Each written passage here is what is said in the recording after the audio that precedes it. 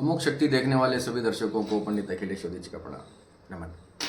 मित्रों, आपके प्रश्न हैं कई सारे कमेंट्स में, कभी समय मिलता है तो मैं देखता हूँ, तो आपके प्रश्नों के उत्तर लेकर ही ये वीडियो मैं बना रहा हूँ। आपने जितने भी मेरी नज़र में जितने भी प्रश्न आए हैं उन सबको मैंने फिगर आउट करके और उन प्रश्नों के उत्तर मैं जो है इस वीडियो में आपको दे रहा हूँ। जिसने भी प्रश्न मुझसे किए हैं अभी तक वो इस वीडियो में देख लें। किसी का नाम न आया हो तो फिर से कमेंट कर दें, फिर से उसका कमेंट में ही मैं मैसेज में उत्तर दे दूंगा, नहीं तो फिर से नया वीडियो कुछ बनाएंगे। चलिए ज़्यादा देर नहीं लगाएंगे, पहला प्रश्न ले लेते हैं। पहला प्रश्न जो है ये भी लेटेस्ट एक क्वेश्चन आया है किसी वीडियो पे।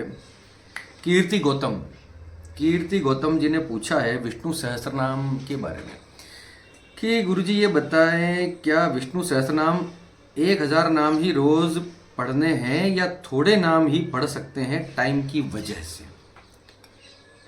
देखिए, सहस्त्रनाम जो है, विष्णु सहस्त्रनाम जो है स्तोत्र के रूप में है। स्तोत्र पाठ जो है कंप्लीट होता है पूरा, है ना, शुरू से लेके आखिर तक उसको पूरा पढ़ना होता है स्तोत्र पाठ।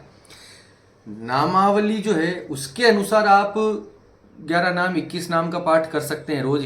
नामावली थोड़ा सा अलग होता है और सहस्त्र नाम में जो है नाम होते हैं और नामावली के अंदर जो है नमः लगाकर उसका नाम भगवान का अलग से लिया जाता है। ठीक है, तो विष्णु सहस्त्रनाम स्तोत्र का पाठ अगर आप करते हैं तो स्तोत्र पूरा पढ़ना है। ओम विष्णु विष्णु वषटकारो से लेके पूरा, उससे पहले कुछ विनियोग न्यास वगैरह अगर आप करती हैं तो वो भी कर लें, नहीं तो स्टार्टिंग से लेके अंत तक स्तोत्र पाठ तो पूरा करना है। नामावली ओम श्री विश्वाय नमः, इस प्रकार से ओम विश्वम विष्णु वषटकारो, इस प्रकार से पहली लाइन स्टार्ट होती है विष्णु सहस्त्रनाम की। विश्वम भगवान विष्णु सहस्त्रनाम में भगवान विष्णु का पहला नाम है विश्व। ठीक है, तो जब इसका नामावली का पाठ करते हैं, नामावली को लेकर नमस्कार करते हैं भगवान को, तो हाथ जोड़कर ओम विश्वाय नमः, इस प्रकार से भगवान के विश्व रूप को नमस्कार करने का है। तो ये नाम है, नाम को प्रणाम करते हैं तो 21 नाम रोज कर सकते हैं, उसके आगे से आगे 21 ऐसा ले सकते हैं। स्तोत्र पाठ अगर करना है उस श्लोकबद्ध रूप में, जो आप श्लोक वाइज पूरा जो स्तोत्र पाठ करते हैं, तब तो आपको पूरा करना पड़ेगा। बृहस्पतिवार को करें और जो मैंने विधि बताई उस वीडियो के अंदर उस प्रकार से आप करें। विष्णु सहस्त्रनाम बहुत अद्भुत पाठ है, आपका जीवन बदल देगा। विष्णु सहस्त्रनाम के साथ अगर आप कनकधारा स्तोत्र या श्री सूक्त का पाठ करते हैं तो दोहरा लाभ होगा। जो इस वीडियो को देख रहे हैं और विष्णु सहस्त्रनाम करने के इच्छुक हैं, आपका जीवन बदल जाएगा, धन से लेके कर्ज से लेके। विष्णु सहस्त्रनाम से पहले श्री सूक्त का पाठ करें और विष्णु सहस्त्रनाम के ठीक बाद में कनकधारा स्तोत्र का पाठ करें। संस्कृत में अगर किसी का उच्चारण अच्छा है, जो संस्कृत समझने वाले लोग जो हैं मेरी बात सुन रहे हों, तो गांठ बांध लीजिए, पहले श्री सूक्त, फिर विष्णु सहस्त्रनाम, फिर कनकधारा स्तोत्र। ये 3 पाठ एक साथ इस तरीके से आप करोगे इस क्रम में, तो आपके जीवन में 6 महीने के अंदर आपको बहुत बड़ा परिवर्तन धन के रूप में दिखाई देगा, ये पक्की बात है। चलिए अगला प्रश्न ले लेते हैं। अगला प्रश्न जो है शिवम दुबे भैया पूछ रहे हैं कि गुरुजी सरकारी नौकरी पाने के लिए किसकी आराधना करें, किस स्तोत्र और मंत्र का जाप करें? देखिए, सरकारी नौकरी दिलाने वाले ग्रहों में मुख्य रूप से होते हैं गुरु, शनि और सूर्य कुंडली के अंदर। सरकारी नौकरी अगर पानी है तो सबसे पहले तो ये देखना होगा कि आपकी जन्म कुंडली में इन तीनों ग्रहों की स्थिति क्या है। इस प्रकार के योग हैं भी कि नहीं है सरकारी नौकरी के, है ना। कई लोगों की सरकारी नौकरी नहीं लगती लेकिन वो सरकार से कमा कर खाते हैं। ऐसा किसी ठेकेदारी वगैरह में घुस जाते हैं कि जो सरकारी ठेके लेते हैं, या ऐसा बहुत सारी चीज़ें हो सकती हैं। सरकार के अंदर इंक्लूडेड नहीं है लेकिन सरकार से कमा के खा रहे हैं, तो बहुत सारी चीज़ें। फिर भी आपका प्रश्न चूंकि ये है कि सरकारी नौकरी के लिए क्या किया जाए, तो सबसे पहले तो मेरा तो देखिए आपसे ये कहना है कि अपनी कुंडली एक बार बतवाएं, कुंडली को दिखाएं कि उसमें क्या है, वास्तव में किस प्रकार के ग्रह नक्षत्र हैं, आपके इष्ट कौन होते हैं, है ना। फिर भी आपने पूछा है तो मैं एक कॉमन उत्तर दे देता हूँ कि सरकारी नौकरी के लिए आप सबसे पहले अपनी नींद पूरी करें। आपको सुनने में अजीब लगेगा, अपनी नींद पूरी कीजिए। सुबह सूर्योदय से पूर्व बिस्तर त्याग दीजिए। सूर्योदय से पहले बिस्तर छोड़ना है। सरकारी नौकरी लगना चाहने वाले लोग इस बात को सुन लें, जो तैयारी कर रहे हैं किसी प्रकार की। सूर्योदय से पहले बिस्तर छोड़ दो। उसके बाद नहा धो के थोड़ी देर ध्यान करो, थोड़ी देर रनिंग कर लो, थोड़ी देर ध्यान करो, उसके बाद आके थोड़ा योग प्राणायाम करके सूर्य नारायण को 1 लोटा जल, तांबे के लोटे में 1 लोटा जल भगवान सूर्य को चढ़ाना है। उसके बाद 3 पाठ आदित्य हृदय स्तोत्र के करने हैं। 3 पाठ आदित्य हृदय स्तोत्र के सरकारी नौकरी चाहने वाले लोग निश्चित रूप से, नियमित रूप से करें। सूर्योदय से पहले उठना, 6-7 घंटे की नींद पूरी करके, उसके बाद थोड़ा सा थोड़ा उसके बाद रनिंग वनिंग कर लो, ठीक है, थोड़ा दौड़ दाड़ के आ जाओ, मेडिटेशन कर लो, नहा धो के फिर भगवान सूर्य को तांबे के लोटे में 1 लोटा जल चढ़ाए और आदित्य हृदय स्तोत्र का पाठ कर लें। कोई ब्राह्मण देवता हो, भैया मेरी बात सुन रहे हो, सरकारी नौकरी लगने के लिए, तो 1 माला गायत्री की अवश्य करें आदित्य हृदय स्तोत्र के साथ। उसके बाद आपकी कुंडली में क्या क्या योग है वो उस पर डिपेंड करेगा। देखो ऐसा यूनिवर्सल उत्तर नहीं बनेगा इसका, लेकिन फिर भी भगवान सूर्य की उपासना आपके लिए बहुत अद्भुत है। उम्मीद है आपको जो है ये प्रश्न का उत्तर आपको मिला होगा। अगला प्रश्न लेते हैं। सुंदरकांड को सिद्ध करने की विधि का एक वीडियो मैंने डाला था, उसमें ज्योति शेखावत ये बहन पूछ रही हैं कि सर अभी 1 अगस्त को शुक्ल पूर्णिमा और साथ में मंगलवार भी है, तो उस दिन संकल्प से स्टार्ट कर सकती हूँ क्या? एंड अभी बिना संकल्प के रोज पाठ कर सकती हूँ क्या मंदिर में जाकर? देखिए आपका प्रश्न है ना, बहुत कॉमन है, बहुत अजीब सा प्रश्न है। सुंदरकांड का पाठ जो आप कर रही हैं, जैसा मैंने बताया है, तो सिद्ध अगर करना है तो उसको संकल्प के साथ आप स्टार्ट करें। 1 अगस्त से स्टार्ट कर सकती हैं, कहीं कोई परेशानी नहीं है, ठीक है। बिना संकल्प के आप जो नित्य पाठ करती हैं उसमें भी कोई प्रॉब्लम नहीं है, लेकिन वो आपके नियमित रूप से काम आएगा। लेकिन सिद्ध करने के लिए कि मुझे सुंदरकांड को सिद्ध करना है, तब तो आपको एक संकल्प लेना पड़ेगा कि मैं सुंदरकांड के पाठ को सिद्ध करने के उद्देश्य से इस विधि से, इस प्रकार से ये पाठ करने का संकल्प लेती हूँ, प्रभु इसको स्वीकार करें। इस प्रकार से संकल्प लेके अपना नाम वगैरह, नाम पते सब जोड़ना है उसके अंदर, गोत्र वगैरह संकल्प में, और अपना उद्देश्य जोड़ना है उसको सिद्ध करने के लिए।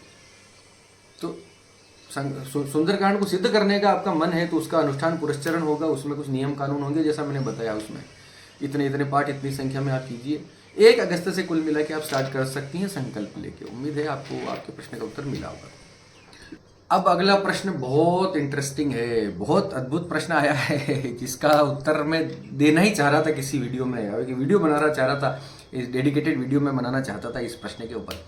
विष्णु सहस्त्रनाम का पाठ करने के नियमों में अर्चना सिंह जी ने ये प्रश्न किया है कि गुरुजी पाठ करने के बाद खाने में लहसुन प्याज पड़ता है घर में, तो रोज पाठ कर सकते हैं, खा सकते हैं या नहीं? प्लीज गुरुजी बताइए। ठीक है, देखिए मैंने बहुत सारी वीडियोस देखे कि कोई गुरुजी कह रहे हैं कि लहसुन वहाँ से निकला है, कोई कह रहा है अंडकोश से निकला है, कुत्ते के अंडकोश से, कोई कह रहा है गंदगी से निकला है, मलमूत्र से निकला है।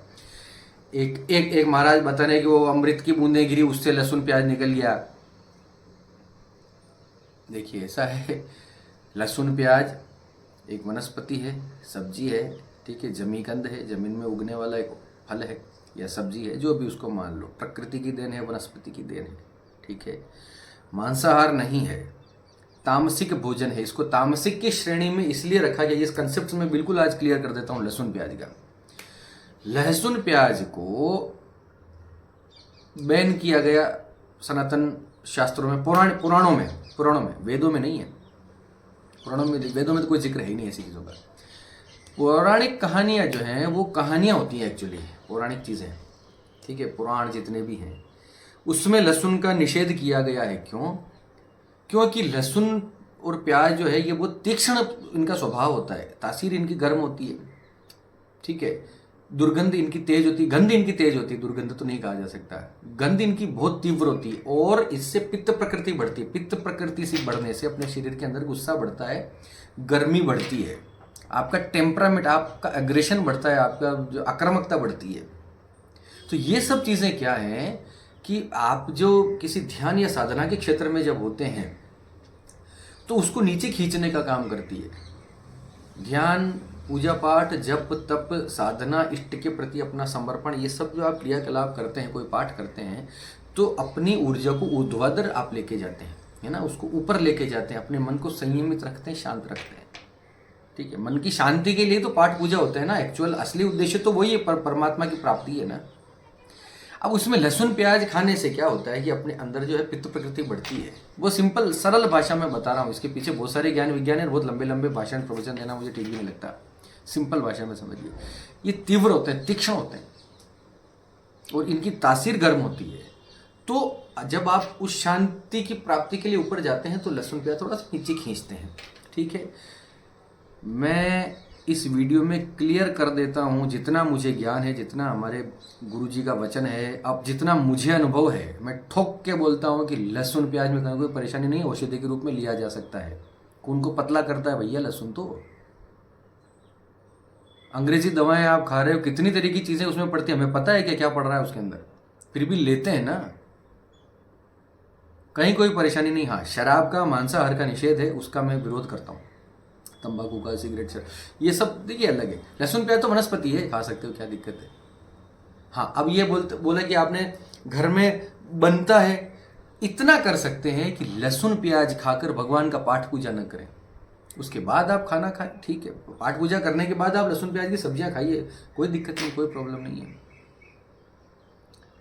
तो मेरे हिसाब से तो इसमें विष्णु सहस्त्रनाम का पाठ आप पहले कर लीजिए, उसके बाद आप घर में लहसुन प्याज बनाकर खा सकती हैं, सब्जी बनाकर खा सकते हैं, कोई दिक्कत नहीं, कहीं कोई प्रॉब्लम नहीं। हाँ, विष्णु सहस्त्रनाम का और भगवान हनुमान जी महाराज का और श्री रामचंद्र जी का, ये तीन नारायण, भगवान नारायण, भगवान हनुमान जी और श्री राम जी, नारायण के स्वरूप में आगे श्री राम, तो राम जी और हनुमान जी के जितने स्वरूप हैं नारायण समेत, इनका पाठ करने वालों को मांसाहार से और शराब से बचना चाहिए। ये तय बात, मांसाहार शराब इनको जीवन में अपने दूर रखिए। लहसुन प्याज में ऐसा कुछ नहीं, कौन सा लहसुन कोई कच्चा खाता है, कच्चा लहसुन कौन खाता है। फिर भी कभी उसको औषधि के रूप में अगर किसी को लेना पड़ा तो इकोस्प्रिन टेबलेट मत लीजिए, लहसुन की कली को थोड़ा सा कूट पीट के उसमें शहद मिला के खाइए, ताकत के लिए अच्छा है, आपके खून के लिए अच्छा है, कहीं कोई प्रॉब्लम नहीं है, बिल्कुल खा सकते हैं, कहीं कोई दिक्कत नहीं है अर्चना सिंह जी। हाँ, ये है कि खा के पाठ करने मत बैठिए, वो स्मेल मुंह से ना आए, बस पाठ पूजा करते वक्त, बस इतना ख्याल रखिए, उसके बाद कर सकती है, कोई दिक्कत नहीं।